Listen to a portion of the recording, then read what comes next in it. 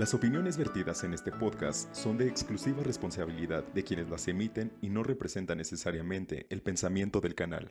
Bueno, hola, bienvenidos al podcast Psicoespiritual y hoy tengo un invitado muy especial, Enrique Fernández. Ajá, Tu nombre espiritual es Dev Suarán. ajá, Bienvenido. correcto. Gracias, feliz de estar aquí compartiendo contigo. Ya me habías compartido esta invitación, entonces estaba esperando a que se hiciera, entonces pues bueno, ya estamos aquí. Eres terapeuta holístico. Ajá, sí, terapeuta holístico, básicamente tengo 4 actividades que son mis pilares. La primera es sonoterapia o terapia de sonido, la segunda es astrología, hago astrología occidental con un enfoque humanista. La tercera, que es otra pasión que tengo, es numerología y registros akáshicos. Esas son las 4 que ofrezco. Ahora, ¿el yoga dónde lo metes? Porque sé que haces yoga, Kundalini Yoga, ¿no? Ajá. ¿Dónde lo Sí. metes? Bueno, realmente es una práctica que hago como mantenimiento personal, por así decirlo. Pero das clases también a la gente de yoga. Doy una clase que se llama Gong Yoga. Aquí te voy a ser súper honestísimo. He estado cerca del Kundalini muchísimos años porque pues mi madre es maestra de Kundalini. Entonces pues me tocó estar cerca de su práctica y de su comunidad pues muchísimos años, yo diría 20 años más o menos, ¿no? O casi 20 años. Entonces siempre he estado cercano, he tomado muchas clases y pues he estado cercano a eso. O sea, desde niño practicabas yoga. Adolescente, te diría, desde niño sí hacía artes marciales.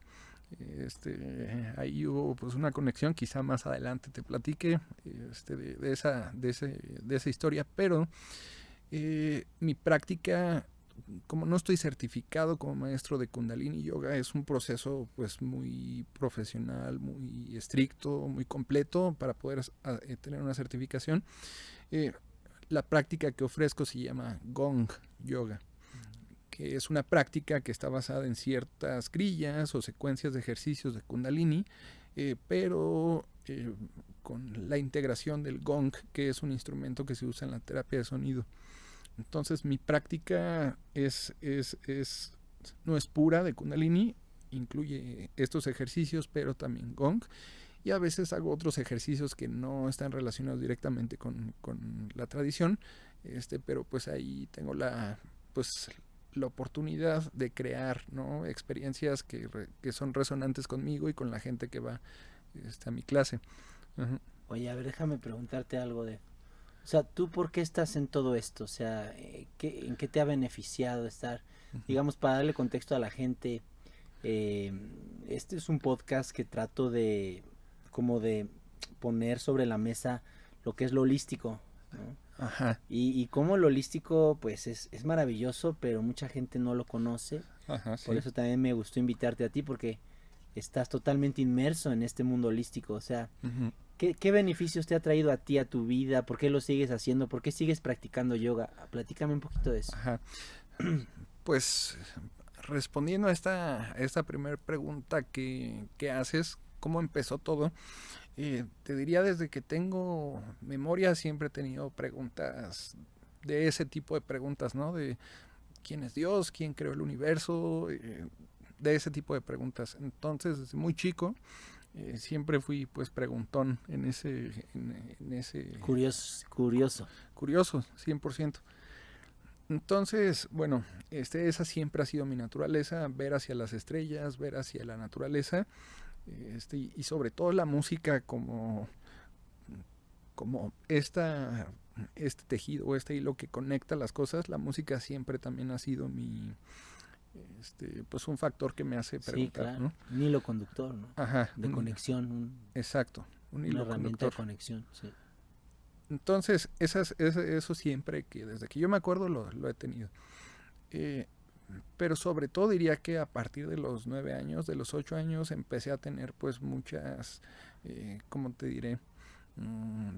Pues choques, temas que tienen que ver más con la cultura, con el sistema educativo, todo ese tipo de cosas, ¿no? En la escuela muchísimos problemas, muchísimas peleas, con los maestros, con mis compañeros o con mis papás incluso. Entonces sí, fue una época de crisis que llevó pues a todo el mundo a buscar pues alternativas, ¿no? De hecho llegué al psicólogo, al psiquiatra igual de niño con un diagnóstico de ¿cómo se llama? TDA, trastorno de déficit de atención. Y pues estuve medicado un tiempo, así ya sabes, ¿no? La historia que escuchamos mucho. Sí, sí, sí, sí. Uh-huh. Y fue ahí donde por cuestiones, vamos a decirlo así, cósmicas, no simplemente coincidencias, crecí en León, Guanajuato, nací en la Ciudad de México. Estábamos en la famosa Feria de León y hubo una exposición de artes marciales. Y entonces vimos así a niños, a jóvenes así de la edad que yo tenía, que en ese entonces yo creo que eran 12 años, 11 años, que estaban haciendo esta demostración de artes marciales, un arte marcial que se llama Farang-do. Es coreano, es un arte marcial porque hay una filosofía, no solamente es competir. Entonces me quedé impresionado por la disciplina que tenían todos ahí, desde el maestro hasta el más chico. Entonces pedimos informes, empezamos a entrenar, mi hermano y yo. Curiosamente en ese mismo lugar donde daban estas clases, daban clases de yoga. Entonces mi mamá también, por cuestiones de estrés y cosas así en la casa, por tener a 2 adolescentes latosísimos, se metió a clases de yoga. Y así fue donde la familia, pues digamos que giró hacia... Al mundo holístico. Al mundo holístico. Uh-huh. Así fue como realmente empezó mi camino, ¿no? En este Ahora mundo. Todo lo que te diagnostica el psicólogo, el psiquiatra, ¿lo logras contrarrestar con las prácticas de yoga, con el arte marcial? ¿Logras? 100%. 100%. O sea, yo sé que se escucha muy absoluto, pero realmente fue algo que básicamente cambió mi mentalidad y la forma en la que direccionaba energía o emociones de frustración, de enojo, de furia y un montón de cosas gachas, ¿no? Entonces empecé a enfocarlo de una forma más constructiva, más responsable, más disciplinada, más filosófica. Justo aquí en esa academia de Farang-do, pues conocí gente que hacía Reiki, que eran vegetarianos, que estaban metidos en temas más espirituales, ¿no? Y que hablaban de cosas que a mí me interesaban. Ahora, espérame, llega un punto en el que tú empiezas a compartir, no solo recibir tú los beneficios de estas prácticas, sino también compartir. ¿Cuándo empiezas a compartir? ¿Cuándo empiezas a dar clases? Tienes un centro holístico aquí en Morelia, sí. Alquimia se llama. ¿Y cuándo empiezas a compartir? Sí, bueno, después de ese tiempo pues pasaron muchas cosas, pero hubo cierto punto en el que yo estaba estudiando la carrera de mercadotecnia, y justo a la par pues estaba trabajando para una universidad de negocios, o sea, estaba en otro rollo totalmente, pero siempre me interesaba la cuestión espiritual. Hubo cierto punto en el que me voy a Tulum, Quintana Roo, a trabajar en bienes raíces, porque también tenía mucho este tema de pues quiero generar un ingreso que sea más significativo, ¿no? Porque los sueldos que estaba recibiendo, pues, o sea, ya sabes, ¿no? El dilema que todos tenemos de quiero ganar más. Pero también siempre me interesó mucho la arqueología. Entonces, en mi corazón yo me iba porque iba a estar más cerca de todo este universo maya, ¿no? La conexión con el mar, claro, que también me gusta mucho. Pero pues al mismo tiempo pues estar en un trabajo que te hace generar pues un buen dinero, ¿no? Entonces me fui para allá por esa razón, para no hacerte la historia demasiado larga. Descubrí que eso no me hacía feliz para nada y que estaba perdiendo más que ganando, ¿no? En cuestión interna, en cuestión de corazón. Entonces eso y otras situaciones personales, por ejemplo mi papá se enfermó, yo estaba en Tulum, ellos están en Toluca, Estado de México. Entonces ahí sí tomé una decisión drástica, dejé todo mi trabajo, dejé todas mis cosas.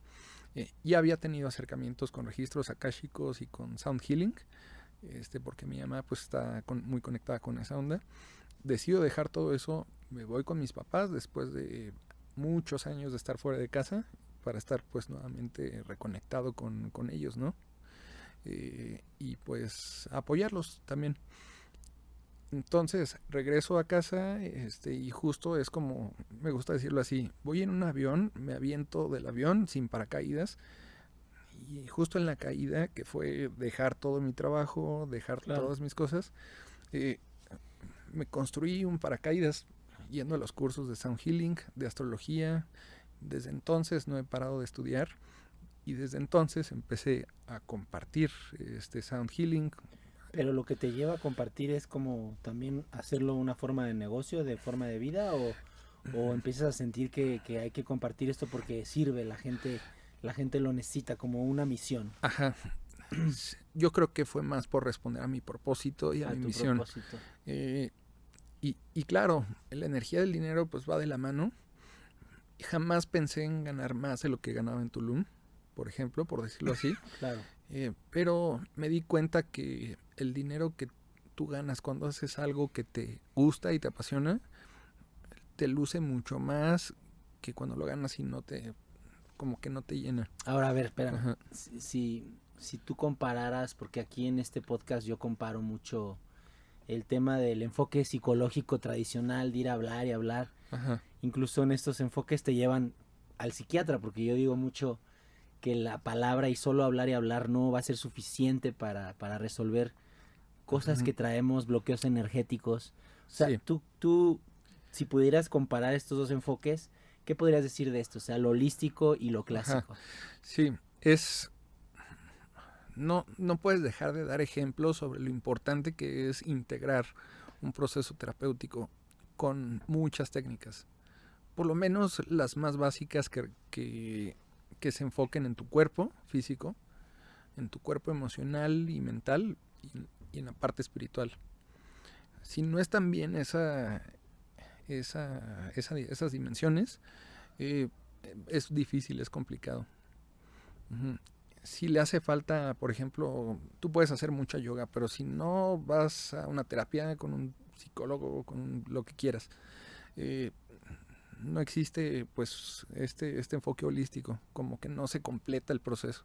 O sea, lo que tú te has dado cuenta es, igual que yo, o sea, lo importante de combinar, es decir, por un lado lo clásico, ir a hablar y hablar, por otro lado el cuerpo, el yoga, por ejemplo, es para eso, el cambio de alimentación, y también, sí, la parte espiritual, o sea, a veces, yo soy de la idea de que a veces hablar y hablar, que es es la mente, la mente, luego la gente confunde la mente, lo que piensa con su conexión espiritual. Entonces se confunde lo espiritual con la creencia, lo espiritual con la religión, y muchas veces lo espiritual yo lo relaciono más con una conexión profunda contigo mismo.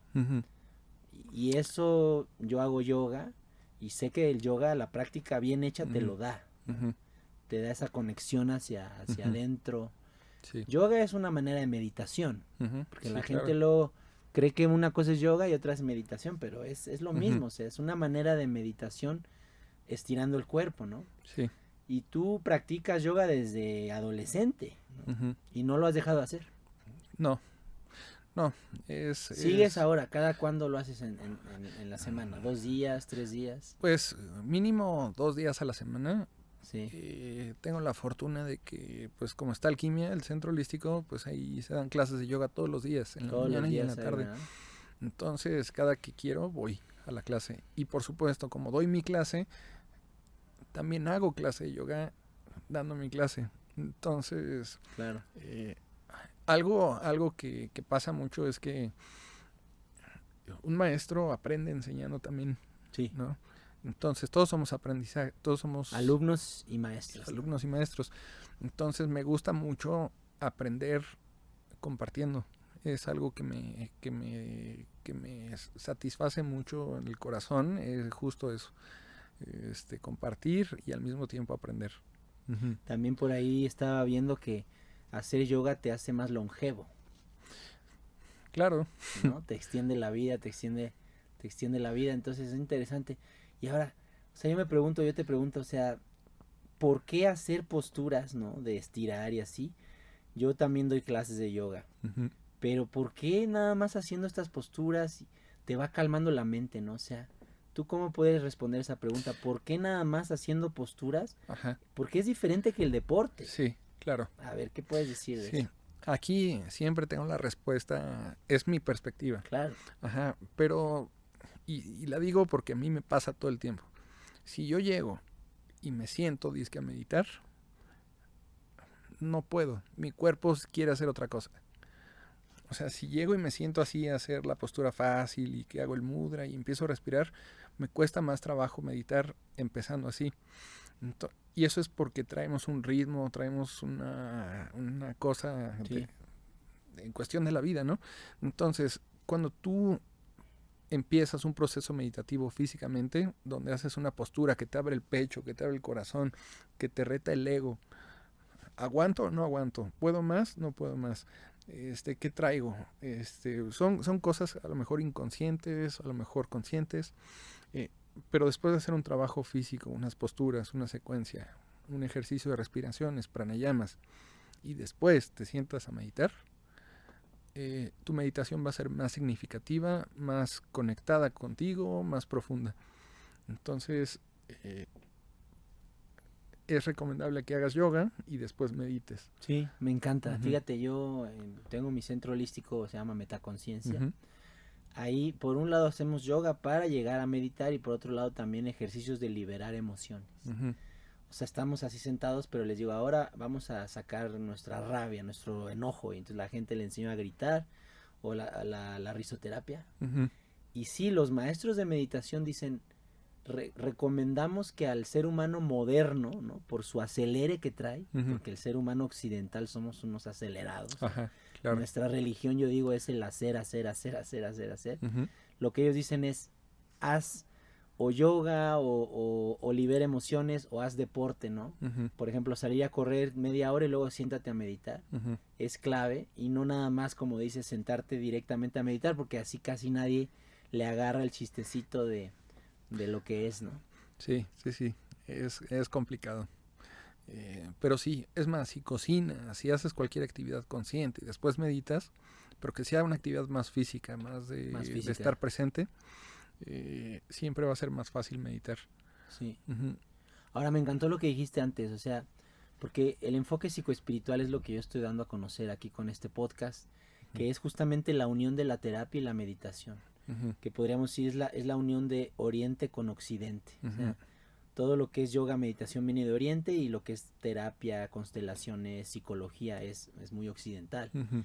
Y en esa fusión, lo que yo me di cuenta, igual que tú, es que se complementan. Ujú. Y si nada más haces una línea, le va a faltar lo otro. Ujú. Claro, ¿Verdad? Eso, Ujú. eso es muy interesante. sí. Y ese es uno de los propósitos de este podcast, que la gente se entere.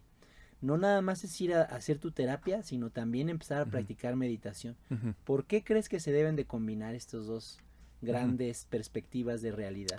Sí, bueno, en primer lugar siempre estamos atraídos a lo que está lejos, ¿no? Entonces es natural que uno observe algo que no encuentra de donde es, ¿no?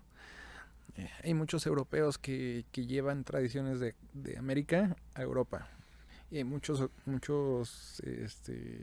no sé, latinoamericanos, americanos que traen muchas cosas de Oriente o de Europa acá. Entonces es natural, pero sí creo que es importante que se integren porque al final somos humanos y ya en esta época podemos hacer uso de todo ese bagaje cultural, espiritual que existe, porque todos somos uno al final, ¿no? Entonces, si algo me sirve del budismo, claro que lo puedo aplicar aquí en México, ¿no? Entonces, tener la posibilidad de adoptar, pues, enseñanzas o prácticas de otros lados con las que aquí se tienen, va de la mano. Por ejemplo, hablaste del Ujú. budismo, ¿no? Entonces yo Ujú. voy a veces a retiros budistas Ujú. y entonces te dicen cierra tus ojos y vas a observar sensaciones del cuerpo. Ujú. Entonces entre más tiempo pasa, más sensaciones se van experimentando. Ujú.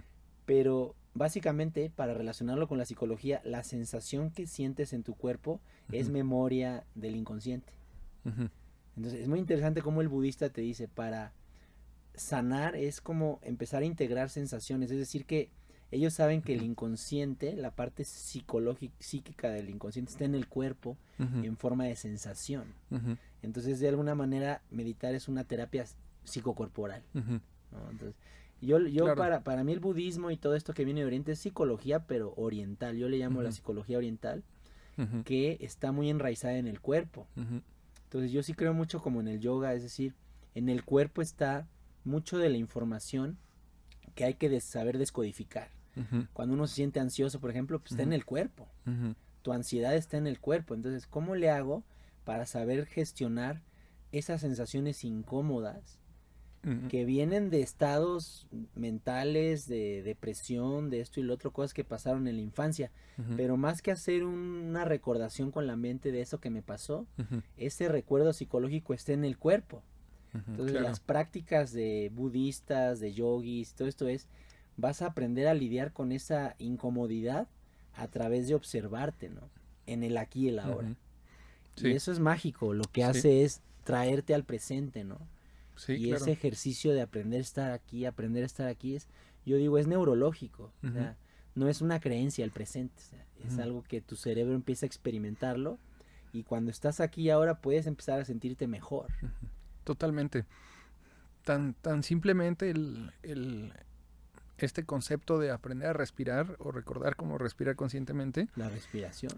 Pon tú que viene de Oriente. Seguro aquí en alguna tradición nativa de América, seguro también se habló de eso, se habla de eso.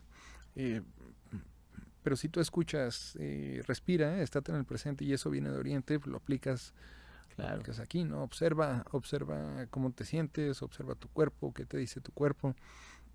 Entonces hay tantas técnicas que tienen que ver con el cuerpo, tienen que ver con la conciencia, tienen que ver con las emociones, que resultan más terapeutas que una simple charla racional, ¿no? Sí. Y después con los medicamentos, ¿no? Claro. Entonces es buena época para expandir el horizonte e integrar otras cosas. Es el futuro.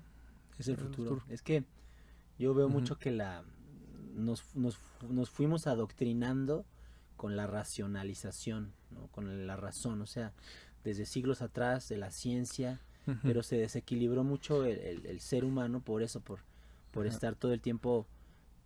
Pues sí, los europeos son mucho de que la razón por encima de todo, ¿no? Por encima de la pasión, de la intuición, incluso de la espiritualidad. Ajá. Esa es una cosa. La razón sobre la espiritualidad, ¿no? Ahí tenemos a los alemanes que son expertos en ese tema. Exacto. Pero después tenemos la espiritualidad sobre todo lo demás. Así en lo personal, yo me he cachado varias veces que sobre espiritualizo un proceso. Y digo, pero a ver, ¿qué tiene de malo o sea, estar muy presente con la emoción? O estar muy presente con este proceso físico o biológico. Claro. Que muchas veces rechazamos. Exacto. Porque de alguna forma sentimos que no es congruente con la línea espiritual, ¿no? Exactamente. Entonces, ya ahorita estoy en este proceso de entender que siempre hay que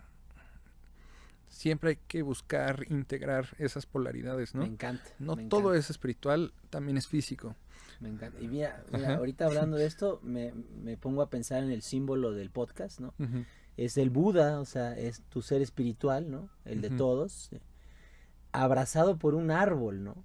Este es el árbol, es la familia, es decir, es el árbol genealógico. Entonces, el enfoque psicoespiritual te dice, tú tienes que trabajar tu biología, tu cuerpo, tu psique, tu psicología, porque por ejemplo, muchas enfermedades que traemos que aparecen son procesos emocionales de cuando yo era niño, incluso son cosas ancestrales. Yo he hablado mucho de esta parte ancestral, cómo nos afecta. Entonces, tú puedes meditar, pero no vas a terminar de descodificar o de encontrarte en un estado muy elevado si no integras tu biología.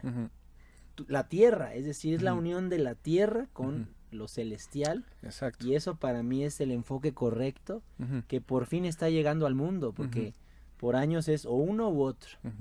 Y me encanta lo que dices, porque yo también ya me di cuenta que los dos se complementan, Ajá. y en esa complementariedad es que se pueden entonces entender las dos polaridades, espiritualidad y biología, ¿no? Carne y espíritu, ¿no?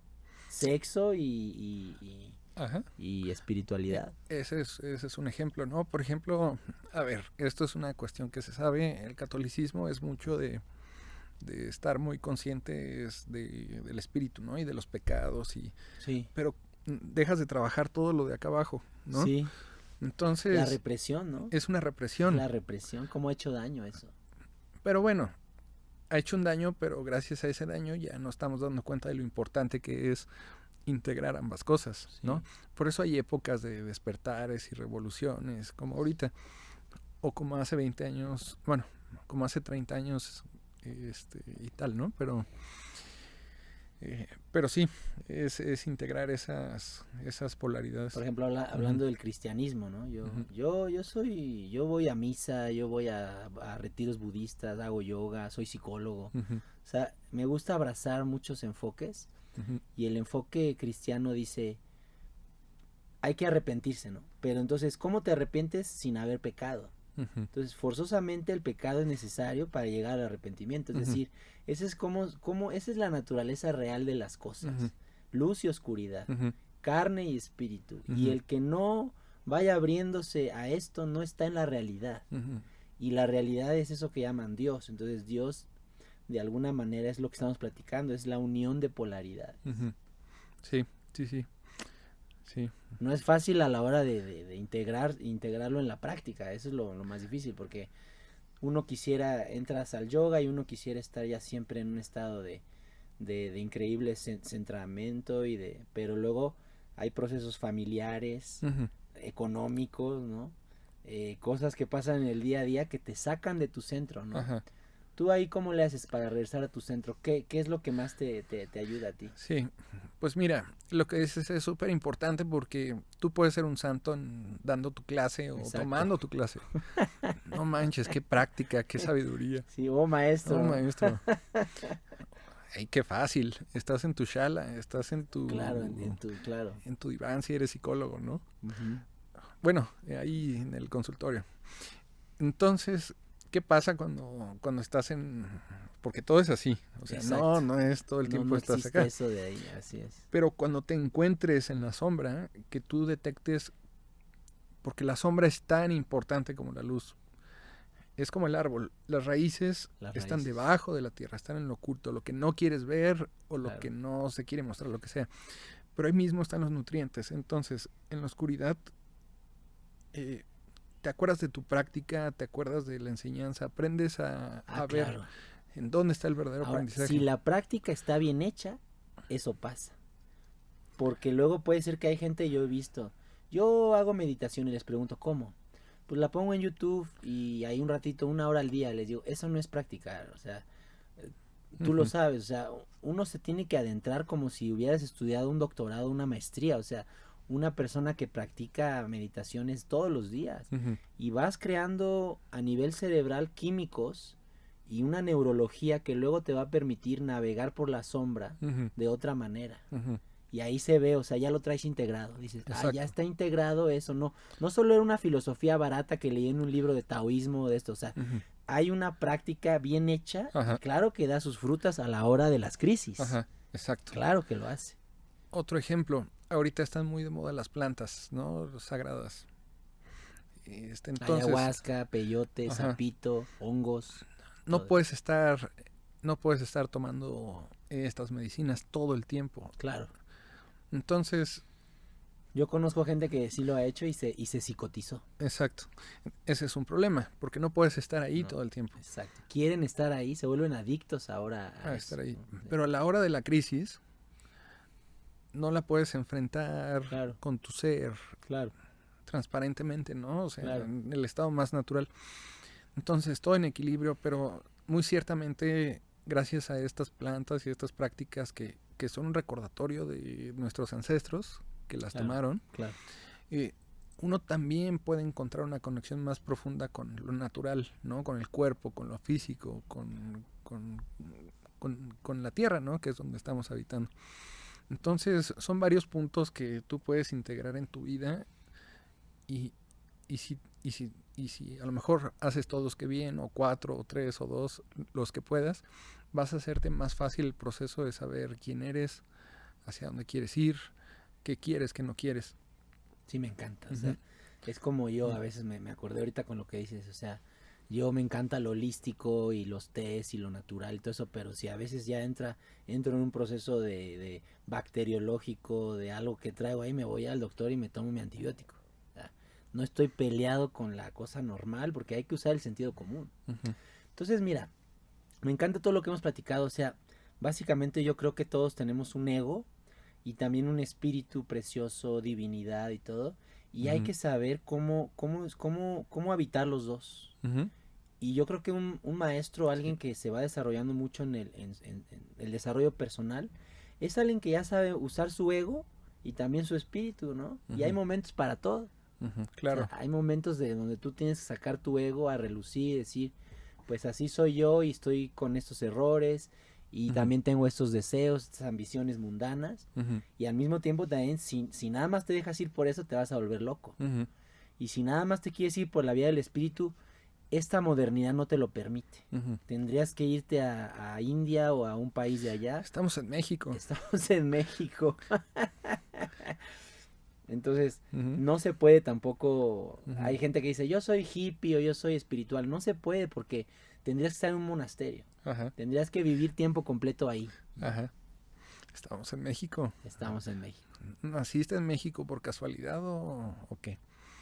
O sea, es parte de tu misión. Claro. Entonces, hay que entrarle, ¿no? A todo. Sí. ¿Y tú has logrado después de todos estos años ese equilibrio? No, estoy aprendiendo. Ahí vas. Por ejemplo, no es lo mismo Tulum. ¿Cuánto Tulum tiempo es difícil. viviste en Tulum? Estuve 5 años, por ahí más o menos. Buenísimo. Después de, fíjate, León, Tulum, Toluca, Morelia. Me ha costado trabajo todos estos lugares, pero yo creo que Morelia me ha costado más trabajo. ¿En serio? Ajá. ¿Qué pasa, morelianos? Ajá. Pero es una cosa personal, ¿no? Claro, claro.